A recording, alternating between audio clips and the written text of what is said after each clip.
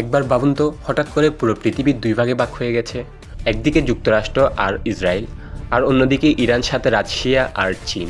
শুনতে সিনেমার মতো লাগছে, কিন্তু বাস্তবে এখন ঠিক এমনটাই ঘটছে। মধ্যপ্রাচ্যের এই পরিস্থিতি এখন এতটাই উত্তপ্ত যে অনেক বিশেষজ্ঞ বলছে এটা যদি থামানো না যায় তাহলে এটা খুব সহজেই বিশ্বযুদ্ধের দিকে চলে যেতে পারে। সব কিছু শুরু হয় যখন যুক্তরাষ্ট্র আর ইসরায়েল মিলে ইরানের বিভিন্ন গুরুত্বপূর্ণ স্থানে হামলা চালায়। এই হামলার টার্গেট ছিল সামরিক ঘাঁটি, মিসাইল সিস্টেম, এমনকি জ্বালানি অবকাঠামো। এরপর যা হলো সেটা আরও ভয়ঙ্কর। ইরান সরাসরি পাল্টা আক্রমণ শুরু করে। মিসাইল, ড্রোন সবকিছু ব্যবহার করে তারা ইসরায়েল এর দিকে হামলা চালায়। এরপরে ইরান ভয়ঙ্কর প্রতিক্রিয়া দেখায়। তারা একের পর এক ব্যালিস্টিক মিসাইল ছুড়ে দেয় ইসরায়েলের দিকে এবং সবগুলো মিসাইলের টার্গেটে আঘাত হেনেছে। সম্প্রতি সবচেয়ে বড় ঘটনা ঘটে। ইসরায়েল ইরানের সবচেয়ে গুরুত্বপূর্ণ গ্যাস ফিল্ড সাউথ পার্সে আঘাত করে। এই জায়গাটা শুধু ইরানের না, পুরো বিশ্বের জন্যই খুব গুরুত্বপূর্ণ জ্বালানি উৎস। এর হামলার পরেই বিশ্বযুদ্ধের বাজারে তেলের দাম হঠাৎ করে বেড়ে যায়, কারণ সবাই বুঝে গেছে এই যুদ্ধ যদি চলতে থাকে তাহলে জ্বালানি সংকট তৈরি হওয়া শুধু সময়ের ব্যাপার।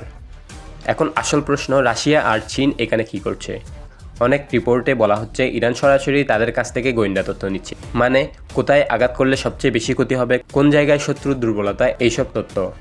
ধারণা করা হচ্ছে রাশিয়া স্যাটেলাইট ইমেজ দিয়ে সাহায্য করছে আর চীন টেকনোলজি ও সাপোর্ট দিচ্ছে। এক কথায় তারা সরাসরি যুদ্ধে নামেনি, কিন্তু ব্যাক স্টেজ থেকে ইরানকে শক্তিশালী করে দিচ্ছে। অন্যদিকে যুক্তরাষ্ট্র একদম খোলাখুলিভাবে ইসরায়েলের পাশে দাঁড়িয়ে আছে। তারা শুধু রাজনৈতিক সমর্থনই দিচ্ছে না, বরং সরাসরি সামরিক সহায়তাও দিচ্ছে, যেমন এয়ার স্ট্রাইক, আধুনিক অস্ত্র, এমনকি অনেক বড় হামলাও যুক্তরাষ্ট্র এর অনুমতি নিয়েই হচ্ছে বলে জানা যাচ্ছে। এখন বিষয়টা শুধু 3 দেশের মধ্যে সীমাবদ্ধ নেই, কারণ ইরান ইতিমধ্যে তাদের হোমস প্রণালী বন্ধ করে দিয়েছে। এই জায়গাটা দিয়ে বিশ্বের বিশাল অংশের তেল পরিবহন হয়।